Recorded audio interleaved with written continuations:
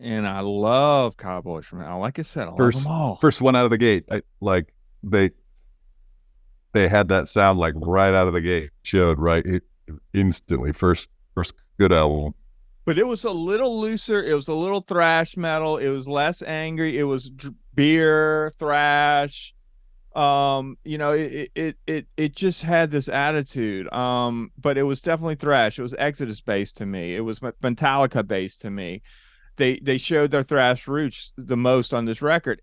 It was mind blowing, man. Absolutely. I was only like 11 or 12 when that came. It's insane. It was like definitely an effect on my brain. No doubt about it. Hell yeah. Yeah, Cowboys from Hell. My Cowboys from Hell experience, even though I haven't chosen my second one yet, I meant to do this, and this is really cool because this was sort of my intro to Pantera.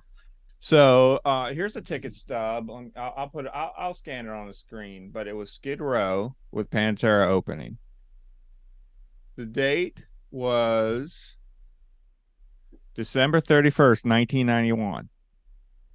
So I was 18 years Wow. old. Yeah. That's as early as it gets for those guys. Yeah. So props to Skid Row. Now, That's funny. You got a Skid Row. I had a Skid Row album before I ever had a Pantera album. me too. That's like I can remember that's one of the CDs I ever bought was Yeah. a Skid Row. Yeah. I was going to see Skid Row. I wasn't going to see Pantera. It just so happened Pantera was opening for Skid Row. But yeah, the reason you probably like Skid Row and I like Skid Row at the time is because they were a heavier version of all the Warrants, the Poisons. They were the heavier type hair band at the time. They had their ballad, their MTV ballads.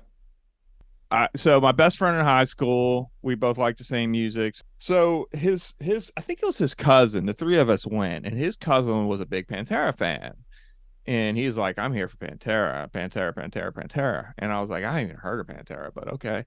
Dude, they came out. So this would have been they were touring on Cowboys from Hell, actually.